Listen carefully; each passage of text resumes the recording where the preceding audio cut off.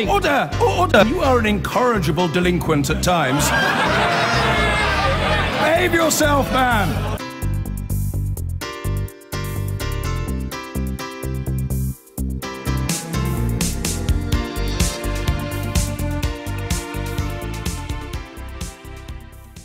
Southern Rail. Talks aimed at averting a series of strikes have collapsed this week. The RMT union held those talks with Govia Thameslink Railway over proposed changes to the role of the conductors. A series of strikes will now be held, starting with a 3-day walkout next Tuesday, extending a 6-month standoff.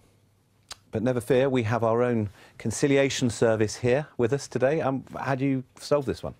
Well, a strike is always a sign of failure, unfortunately, and I don't think anyone on any side would want that to happen. So there is absolutely no alternative to getting back and keeping talking about it. We don't want commuters put to the enormous additional distress of having an interrupted service, and in the end it will be resolved by people getting together and reaching a compromise. So that should be done before strike action rather than after. Stephen Hammond, some suggestion this week of there was this social media campaign and posters trying to get people to put pressure on the union, coming out at the time, a new offer as well to staff. At the same time as Chris Grayling was making his speech at your conference. Is the government gradually getting more involved in this one?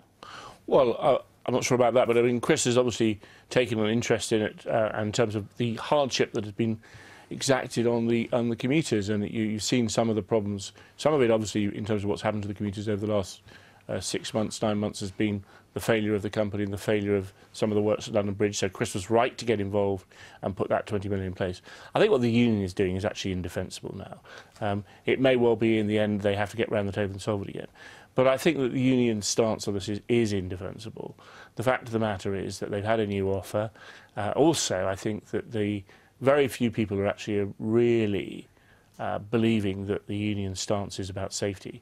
Some of this is about saying, you know, we want to protect our jobs at a time when you look at other parts of both, you know, where on the underground do you see a guard? Where on other parts of the national network do you see a guard on some of these commuter trains? The fact of the matter is that the drivers can operate these trains with competent station staff. And this is just, you know, putting misery on commuters that shouldn't be happening. OK, we've had a go at solving it. Let's move on. On the subject of rail, though, the last government indicated that it was looking seriously at handing control of Southern and other suburban rail franchises to Transport for London, or some of those routes anyway, parts of those franchises. The big issue is whether you would really transfer routes covering areas outside London to the capital's transport agency. And in City Hall, there are worries the trail might have gone cold. It's just one negotiation going on into the possible transfer of more powers to the mayor and to London's councils too. Andrew Cryan reports. Whitehall in the heart of Westminster, home to the country's top civil servants, and arguably the street that runs the country. Britain, by many measures, is the most centralised state of any major country in the Western world, something we've been gradually moving away from since the New Labour era. Yes, I mean, the coming of the Greater London Authority, the Mayor and Assembly in 2000, it's now, what, 16 plus years old, was a kind of devolution to London. It's been given more powers since. And now even more looks set to come London's way. So should Sadiq Khan be given control over even more of your life? There's currently a negotiation going on all around us in the corridors of power about a new devolution package, which is rumoured to include things like the justice system, the health service, more tax and spend powers, and more. So the questions really are, what's he going to get, and is it a good idea? To answer those questions, we asked the key players involved. First up, the government. It's absolutely something we're in conversation with the Mayor at the moment about. It's not just to the Mayor, I think. We also want to look at what we can devolve down to our borough councils, and we need to get the relationship right between all the layers in government. And if coming back to the housing problems that we face here, we're going to need to get government and the Mayor and our borough councils all working together if we're going to solve that. So, if it's councils who are getting some of these new powers, what exactly are they after? One priority is housing. If we sell a council home, we're really limited in the ways that we can use that receipt. We can only use a third of it to build a new property, and it just means we're not providing replacement council homes. So we'd like to see rules around that change. There are planning rules that make life really difficult for London boroughs. So another example of that would be in recent years you've been able to turn an office accommodation into residential accommodation through permitted development rights without any planning permission. That needs to change. But one key negotiation with the government might be hitting a sticky patch. Under David Cameron, Transport for London was due to take over the government's role in our suburban rail services.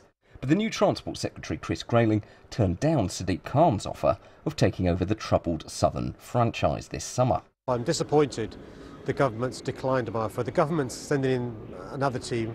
So, does City Hall think the whole thing risks being derailed? I think that the change in personnel all round has meant that there's been some slowing down on this programme, but we cannot afford to lose the pace on this. The DfT starts work on the Southeastern franchise this November, so we need within the next few weeks to see the administrative changes to start managing the Southeast rail network over to TfL's management. And if we can get the devolution of these services to London, we know we can run them so much better. In the election campaign, Conservatives repeatedly said that their candidate Zac Goldsmith would be able to win a better deal for London from the government than his Labour rival. We'll soon find out how much truth there might have been to that claim. Well, let's pick up on the transport, the suburban rail routes first. Stephen Hammond, do you think there has been a change, any kind of change? Chris Grayling coming in, is he less keen, is he cooler on the idea? Well, I think the last government certainly gave more powers to TfL. We saw that on the West Anglian route, and we've seen the overground working well, although it's had some hiccups in the last fortnight. I think that Chris will want to assess the package again very carefully, because it does have major implications in terms of the deficit in terms of accountability for people outside that area. It has real implications for the new franchise. And he will want to make sure that TfL can provide in that area the services that they claim they can provide elsewhere on the network. This is not as easy as the rest of the network, it's more complex. And I think if Chris Grayling is checking that out, then that's sensible. In his speech, and he's made this clear, you know, putting passengers at the heart of everything he does, he says, when he's come into this new department. Do you get the impression he's not convinced that transferring these to Transport for London is the answer? Well, I haven't spoken to him about it, but I would think that, you know, quite rightly, the mantra has to be that the commuter and the passenger needs to be the champion, and we need to think about everything we're doing for them. And I think he will want to be absolutely convinced that TfL could do that, because there are some quite big financial implications for TfL as well, and how long some of that upgrade will take. And I think I'm sure that he is quite rightly assessing that TfL can deliver on their promise. But then you'll know, because you'll know that Patrick McLaughlin, you know, as Transport Secretary, and when Boris Johnson was Mayor, they gave a very clear impression, didn't they, that this was going to happen. I mean, that was pre-election, and of course Boris Johnson wasn't standing, and the Conservatives are no longer holding the mirror. But would you think there has definitely been some kind of change in approach here? I think, as I pointed out earlier, that when Patrick McLaughlin was Secretary of State and Boris was Mayor, we looked at the various options. The first and obvious option was to do the West Anglian option. That was very popular with everybody, members of Parliament and indeed commuters and indeed local authorities. This one has always been more problematic. Lots of opposition, mainly from outside London, about, you know, who is going to be accountable if the services go wrong. Difficulty in potentially where you split the franchise if you're going to split it. Making sure that the commuters in inner London get a great deal, as well as the outer London, making sure that TfL can actually deliver. Obvious difficulties here, then. It shouldn't necessarily be something that's transferred? What do you think? No, I think that I completely understand that there needs to be, you know, proper due diligence on all of this, and there are clearly, as Stephen says, people want to be reassured when they're outside London that the service is going to be delivered well. But I think it's absolutely clear that from TfL's transport record in recent years, including the management of the overground services inside London that were transferred earlier, that they have got a really good record of delivering on these projects, and the integration of the overland into the other parts of the network has been a real success story. So I very much hope that there isn't a cooling off on this. But if the Transport Secretary, new one, is looking for signs of investment and real genuine improvement to the service, he's probably going to be alarmed by a Labour mayor who, to win the election, made such a reckless promise as to say he was going to freeze fares for 4 years or whatever, thus, you know, choking himself off potential income. No, I think that absolutely. Sadiq's ability and the TfL's ability to manage this system and to ensure that there is a proper balance between what we do on fares, what we do on investment. I mean, there's a really good record of delivering on this. And I think that people have benefited so much, and it's understood that people have benefited from integration, from the rollout of Oyster and so forth, that really I can't see that when you look at the track record of performance that there are that many worries, and there's so much to gain from all of this. I mean, in a city, and it's a rapidly growing city, London, we need to be constantly moving forward. We have to know that there's an ability to kind of change to meet the needs of the growing city and the growing economy. On the wider issue of negotiations or chat going on about what could usefully be moved to a lower level, if you like, to the mayor, what are the most important things to you? I mean, what about is planning? This suggestion on planning that the mayor's London plan, the mayor's policy should somehow take precedence over national policy. Is that a genuine goer? Well, I would certainly like to see a lot more freedom around the issues of planning and housing, and for the reasons that London Council's Claire Colbert spelled out. I think there are issues around the relaxation of permitted development rules that have had a really serious impact on parts of London.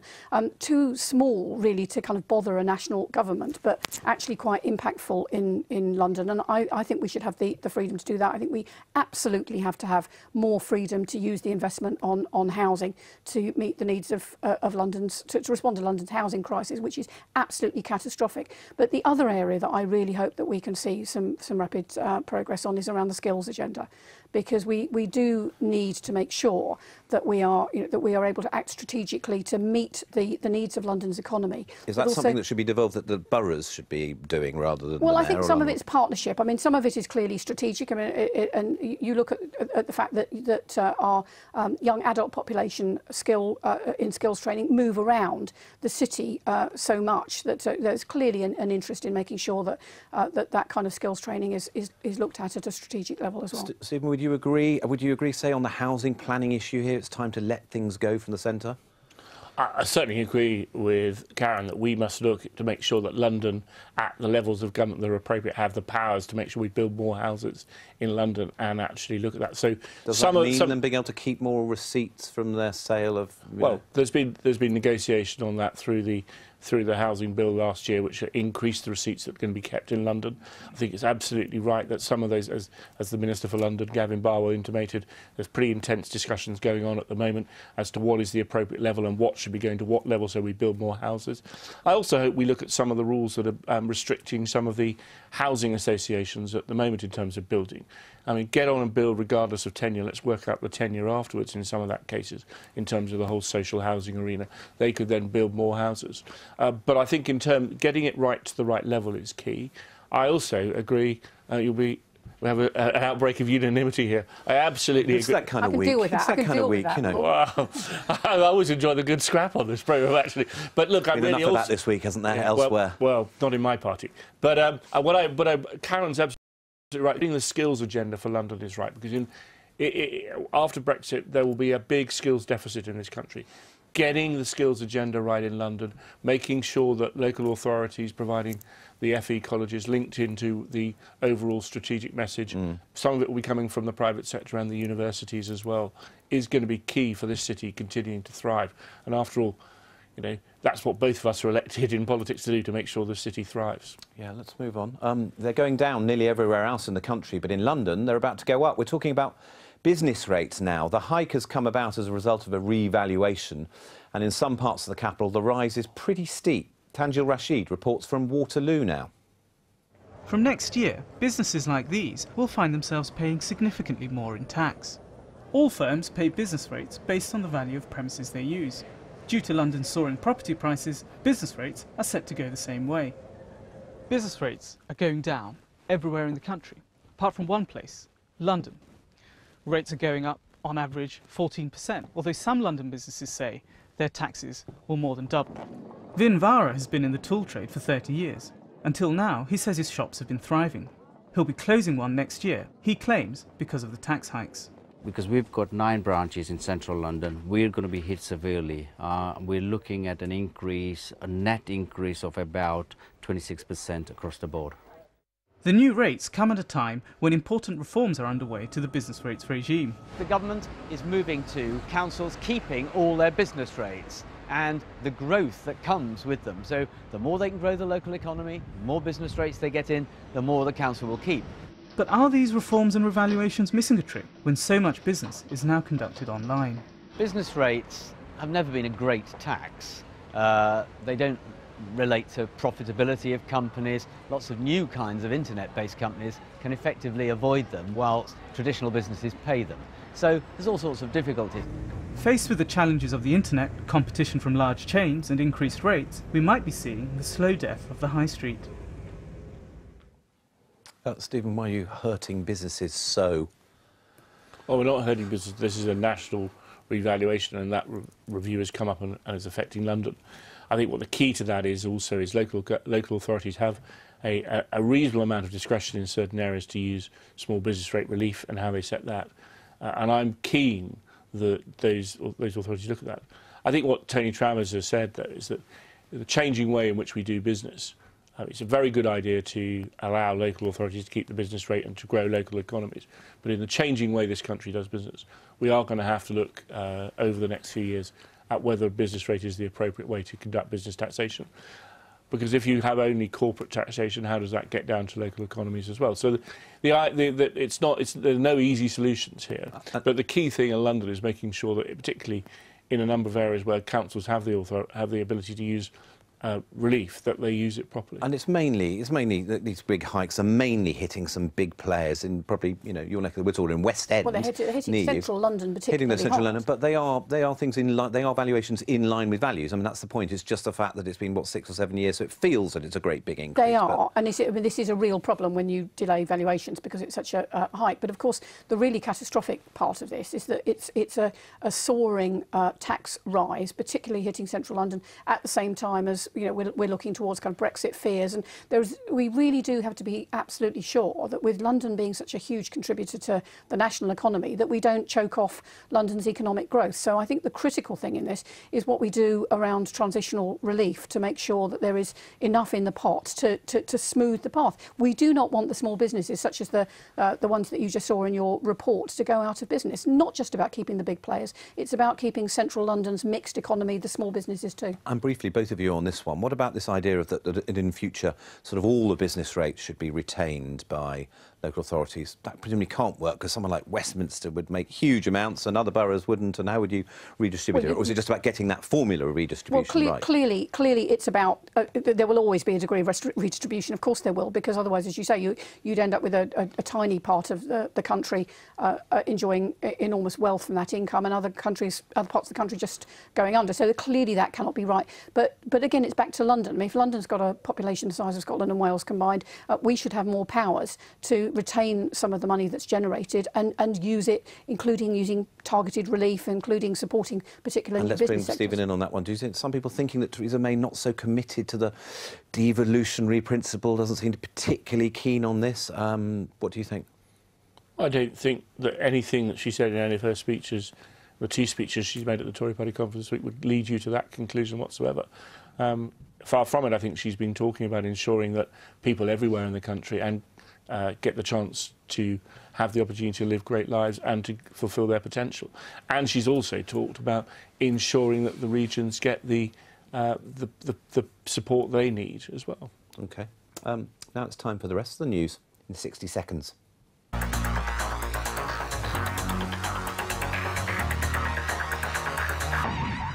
London's Mayor Sadiq Khan has outlined plans for greener and more public transport-focused Thames River crossings in the east of the city.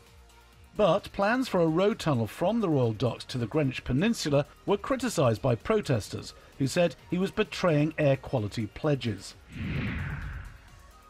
The Mayor launched a new task force to help tackle what he called the shameful rise in the number of people sleeping rough on London's streets.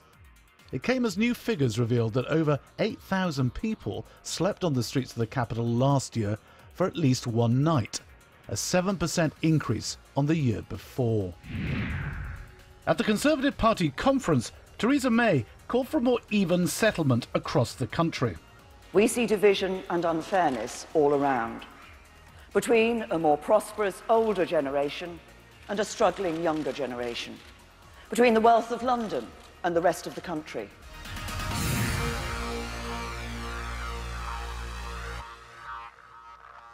And Stephen Hammond, the Prime Minister appeared to be picking up on something that Philip Hammond had been saying a little bit about productivity, areas of issues where London was pretty good, doing much better, but there was a need to absolutely rebalance the economy elsewhere. Do you feel that might signal something for the future of London at the moment, that we're not going to get as much attention as we might like?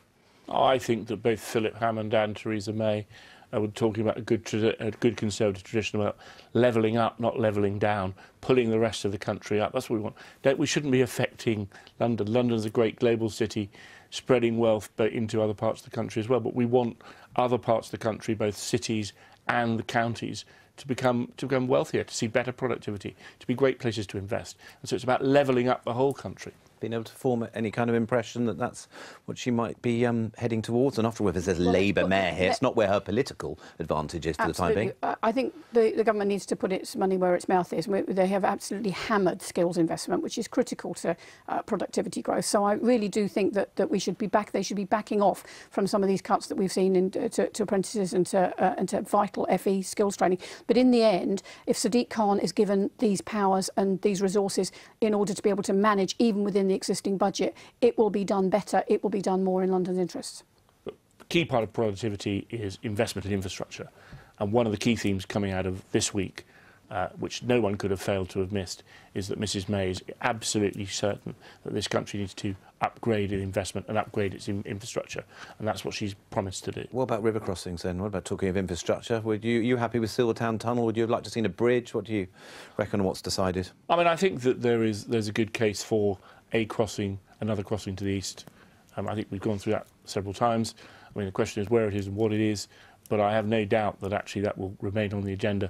I'd be very keen to see one. Well, Sadiq Khan had been accused by some of giving the impression that he wasn't going to go for this tunnel and he was going to burnish his green credentials, and thus he's been accused by some of betrayal by going ahead with the Silvertown Tunnel. Do you agree? Well, I honestly don't know enough about the details of the particular scheme, but I know that in terms of air quality, that is another absolute priority agenda citywide, and it is going to be a question of making sure that we make progress on the drivers of some of our toxic air problems, and that is obviously traffic is very much at the heart of all of that. So I think judge Sadiq on the overall progress on air quality, which I know is going to be a really high priority. What about this one, though? Just finally, there was a Silvertown Tunnel, but to have a bus where if you were cyclists, you take your cycles, put them on the bus to go through the tunnel and then get off them. Do you like that idea? I think it's getting away with it all